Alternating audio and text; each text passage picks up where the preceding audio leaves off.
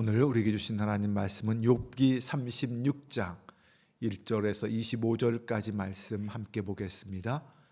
욥기 36장 1절로 25절까지 말씀, 저와 여러분이 한 절씩 교독하며 봉독하겠습니다. 제가 먼저 봉독해 올립니다. 엘리후가 말을 이어 이르되 보이리니 이는 내가 하나님을 위하여 아직도 할 말이 있음이라. 내가 먼 데서 지식을 얻고 나를 지으신 이에게 의를 돌려 보내리라. 진실로 내 말은 거짓이 아니라 온전한 지식을 가진 이가 그대와 함께 있느니라. 하나님은 능하시나 아무도 멸시하지 아니하시며 그의 지혜가 무궁하사 악인을 살려두지 아니하시며 고난받는 자에게 공의를 베푸시며 그의 눈을 의인에게서 떼지 아니하시고 그를 왕들과 함께 왕자에 앉히사 영원토록 존귀하게 하시며 혹시 그들이 족쇄에 매이거나 환난의 줄에 얽혀 있으면 그들의 소행과 악행과 자신들의 교만한 행위를 알게 하시고 그들의 귀를 열어 교훈을 듣게 하시며 명하여 죄악에서 돌이키게 하시나니 만일 그들이 순종하여 섬기면 형통한 날을 보내며 즐거운 해를 지낼 것이요 만일 그들이 순종하지 아니하면 칼에 망하며 지식 없는 줄을 알지라. 마음이 경건하지 아니한 자들은 분노를 쌓으며 하나님이 속박할지라도 도움을 구하지 아니하나니 그들의 몸은 젊어서 죽으며 그들의 생명은 남창과 함께 있도다. 하나님은 곤고한 자를 그 곤고에서 구원하시며 학대당할 즈음에 그의 귀를 여시나니 그러므로 하나님이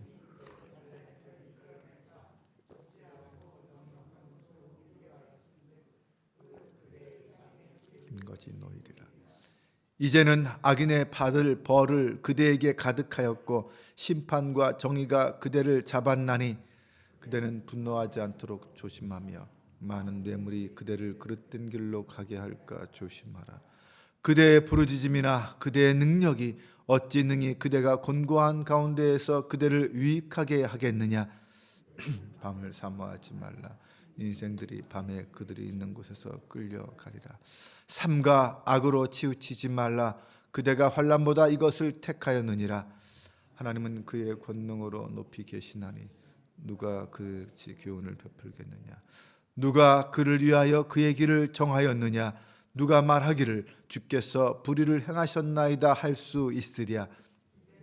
하나님께서 하신 일을 기억하고 높이라. 잊지 말지니라. 인생이 그의 일을 찬송하였느니라. 같이 봉독합니다. 그의 일을 모든 사람이 우러러 보나니 먼 데서도 보느니라. 아멘. 할렐루야. 오늘도 주님이 우리와 함께 하시며 우리의 삶의 길을 예비하시고 인도하여 주시기를 주님의 이름으로 축원합니다. 오늘 본문은 엘리후의 마지막 발언입니다. 엘리후도 다른 친구들과 마찬가지로 이 세 번에 걸쳐서 자신의 의견을 말합니다. 36장과 37장은 엘리후의 마지막 발언을 기록하고 있습니다. 그는 자신은 다른 세 친구들과는 차원이 다르다라고 주장하면서 차원이 다른 지혜를 가지고 있다라고 자랑하면서 말을 시작합니다. 그런데 가만히 말을 들어보면 실상 그의 말은 다른 친구들과도 다를 게 없는 비슷한 같은 주장을 되풀이하고 있다는 것을 알 수 있습니다. 이런 것을 볼 때 인간의 역사 속에서 아무리 세월이 흐르고 또 아무리 새로운 사람이 등장한다 하더라도 인간이 가진 지혜는 결코 새로울 것이 거의 없다라는 것을 알 수 있습니다. 사실 지금의 역사를 생각해 봐도 수천 년 전에 쓴 유명한 책들, 훌륭한 책들이 지금도 여전히 똑같이 우리들에게 읽혀지고 많은 감동을 주고 있습니다. 그리고 많은 깨달음을 주고 있죠. 수천 년 전에 사람이 쓴 책이나 지금 사람이 쓴 책이나 사실 그 근본 진리에서는 많이 달라지지 않고 있다는 것입니다. 그런 의미에서 인간의 지혜는 한계가 있을 수밖에 없다라는 거죠. 새로울 것은 거의 없다라는 것입니다. 그런 의미에서 전도서에서 솔로몬이 해 아래서 새 것은 없다라고 한 말은 다르지 않다, 진리다라고 말할 수 있을 것 같습니다. 이 엘리후의 발언의 특징을 본다면 그는 자기의 말만 계속해서 말하는 사람이라고 할 수 있습니다. 엘리후의 말을 처음부터 살펴보면 성경에 이어 말하되, 엘리후가 이어 말하되 계속 반복됩니다. 그러니까 중간에 누가 끼어들 틈을 주지 않고 계속 자기의 말을 이어서 계속해서 말하는 것을 볼 수 있습니다.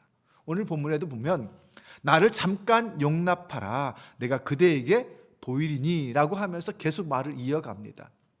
뭔가 누군가 중간에 끼어들려고 하니까 잠깐 기다려라, 내 말을 끝까지 들어라 라고 하면서 자기의 주장을 이야기하는 거죠. 다른 사람들의 말을 들으려고 하지 않는, 그것을 용납하지 않는 그의 모습을 보면 다른 사람의 말에 귀를 기울이지 않는 좋지 않은 태도를 갖고 있는 것 아니냐라고도 짐작할 수 있을 것 같습니다. 더구나 그는 자신의 지식은 먼 곳에서 왔다라고 하면서 믿을만하다, 이것이 진짜다, 이런 것을 더욱 강조합니다.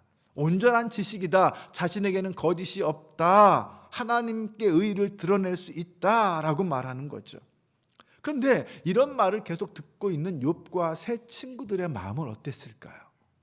네, 자신만이 진리를 가지고 있다고 말하면서 주장하는 그의 말은 아마 다른 사람들에게, 그것을 듣는 사람들에게는 답답한 마음, 좀 씁쓸한 마음, 그런 마음이 들지 않았을까요? 다른 사람의 주장들을 다 무시하고 자기만 옳다고 주장하는 태도는 정말 옳지 않은 모습입니다. 그런 태도가 오히려 그의 어리석음을 드러내고 있다라고 말할 수 있을 것입니다. 이어서 엘리후는 자신의 주장을 펼치기 시작합니다. 오늘 본문 25절까지를 보면 크게 세 가지 내용을 가지고 엘리후가 주장을 합니다. 첫 번째, 엘리후가 주장하는 지혜는 하나님은 선과 악을 심판하시는 하나님이시다라고 말합니다. 하나님은 큰 힘을 갖고 계셔서 그것으로 악한 사람은 살려두지 않으시고 의로운 사람은 지켜주신다라고 말합니다. 그런데 이것은 엘리후가 말하는 것처럼 특별한 주장이 아닙니다. 이미 앞에서 세 친구들이 계속해서 반복해서 주장했던 인과응보의 사상, 그런 주장을 반복하는 것에 불과하죠. 또 엘리후는 두 번째 이런 주장을 합니다. 하나님이 사람에게 고난을 주시는 이유는 그가 그 고난을 통하여 악행을 깨닫고 교만을 깨닫게 하기 위해서다. 하나님이 악행을 주실 때 사람 앞에는 두 가지 선택이 있다. 순종과 불순종이다. 만약 하나님이 주시는 그 징계에, 그 벌에 순종하지 않고 반발하지 않고 그 말씀에 순종하고 반발하지 않고 저항하지 않고 하나님께 다시 하나님을 잘 섬긴다면 그런 남은 인생은 행복할 것이고 기쁘게 살 것이다 라고 말합니다.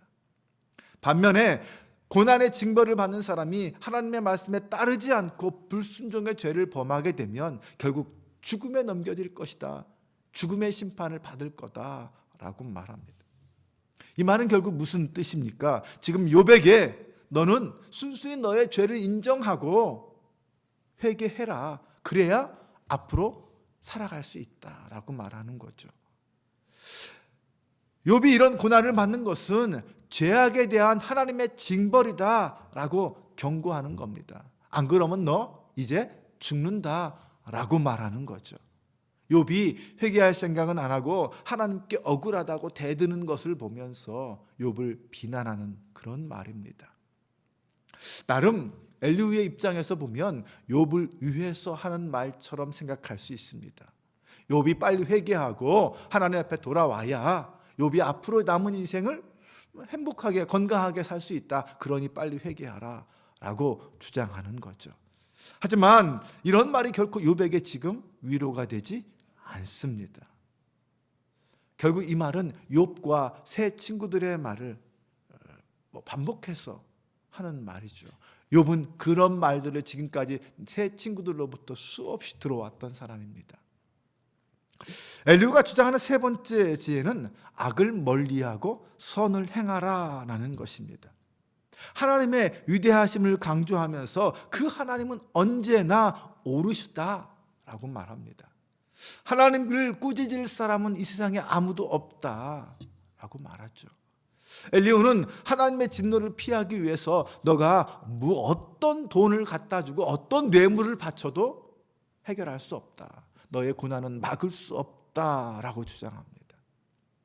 또 밤을 사모하지 말라, 악에 치우치지 말라라고 말합니다. 스스로 자신을 지켜서 악에 빠지지 말라는 거죠. 또한 하나님을 원망하지 말라라고 주장합니다. 오히려 하나님을 찬양하라는 거죠. 어느 누구도 하나님을 향하여 하나님 당신이 불의합니다, 당신이 잘못하셨습니다 라고 말할 수 없다는 것입니다. 하나님은 결코 불의하지 않으시고 오직 찬양만 받으셔야 한다는 것입니다. 네, 틀리지 않습니다. 엘리후의 주장은 그의 말과 주장이 다 틀리다고 말할 수는 없습니다. 하지만 그 말이 지금의 고난 중에 있는 욥에게 위로가 될까요? 욥을 정말 회개하게 만드는 그러한 말이 될 수 있을까요?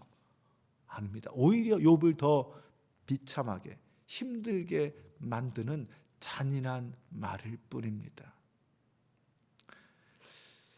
이 엘리후의 말을 이렇게 이해할 수 있습니다. 울고 있는 사람에게 찾아가서, 고통과 고난 속에서 울고 있는 사람에게 찾아가서 이제 그만 울고 그만 슬퍼하고 하나님의 위대하심을 기억해라, 이렇게 말하는 것과 같습니다. 하지만 틀린 말 아니죠. 하지만 지금 그 말을 해서는 안 됩니다. 고난 중에 있는 사람에게는 위로와 공감이 필요합니다. 결국 엘리후도 욥의 다른 세 친구와 마찬가지로 뻔한 내용, 뻔한 규범적 지혜를 가지고 욥을 비난하고 책망할 뿐이었습니다. 그것도 엘리후만의 특별한 지혜가 아니라 세 친구들도 욥도 다 알고 있는 내용을 장황하게 자기 말로 설명할 뿐이었습니다. 우리는 지금 새로운 시대에 살고 있습니다. 정말 예전과는 다른 문명이, 문화가 발달한 시대에 살고 있죠. 그리고 새로운 지식과 새로운 환경이 옛 지식을 무너뜨리고 와해시키는 그런 시대에 살고 있습니다. 새로운 질서와 상식으로 이 세대가, 이 세상이 완전히 달라지고 재편되는 것 같은, 그렇게 여겨지는 시대에 살고 있습니다. 그런 시대에 적응하지 못하면 뒤떨어진 사람처럼 느껴지기도 합니다. 그런데 가만히 그 속을 들여다보면 해 아래 새 것이 없다라는 전도자의 가르침이 진리다라는 것을 인정할 수밖에 없습니다. 세상이 아무리 빠르게 변하고 그 환경에 우리가 적응해 나가 산다 하더라도 우리에게 있는 하나님의 말씀은 영원히 변하지 않는 참된 진리라는 것입니다. 그러므로 우리는 언제나 하나님 앞에서 온유하고 겸손하게 이 말씀 붙잡고 세상을 향해 나가야 합니다. 우리가 전해야 할 것은 하나님의 말씀입니다. 그 말씀을 전하고 그 말씀 안에 살아가는 것이 진짜 참 진리 안에 사는 것입니다. 엘리후와 같이 자기만 진리를 가졌다는 그런 우월의식에 빠지면 하나님도 눈에 들어오지 않고 세상도 사람도 눈에 들어오지 않습니다. 그리스도인의 정체성이 무엇입니까? 하나님을 자랑하는 사람, 이웃을 사랑하는 사람 아닙니까? 그런 마음을 품고 진리를 가진 사람으로서 이 땅에 살아가야 합니다. 혹시나 사람들의 눈치를 보거나 사람들의 인정과 요구 때문에 우리의 그 중심이 흔들려서는 안 될 것입니다.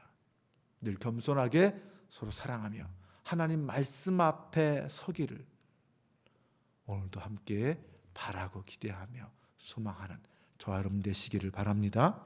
기도하겠습니다. 하나님, 우리는 하나님이 사랑과 공의의 하나님이심을 믿습니다. 당신의 사랑을 보여주시기 위해서 독생자를 이 땅에 보내주셨고 당신의 공의를 증명하기 위해서 독생자를 십자가에 달려 죽게 하셨습니다. 인간의 생각과 인간의 상식으로는 감당할 수 없는 그런 사랑과 은혜를 우리에게 베풀어 주셨습니다. 사랑의 하나님, 우리가 그 사랑을 받은 자로 오늘도 살고 있습니다. 비난과 정죄와 책망보다는 사랑과 용서와 섬김이 우리 안에 가득하게 하여 주옵소서. 언제나 먼저 겸손하게 하시고 하나님의 영광을 드러내는 일에 앞장서기를 원합니다. 오늘도 어떤 순간도 하나님의 이름을 부르며 감사하며 기도하는 하루가 되게 하옵소서. 우리의 마음과 생각을 지켜주시고 오직 하나님만 바라보는 하루 되게 하여 주옵소서. 우리 주 예수 그리스도의 이름으로 기도합니다. 아멘.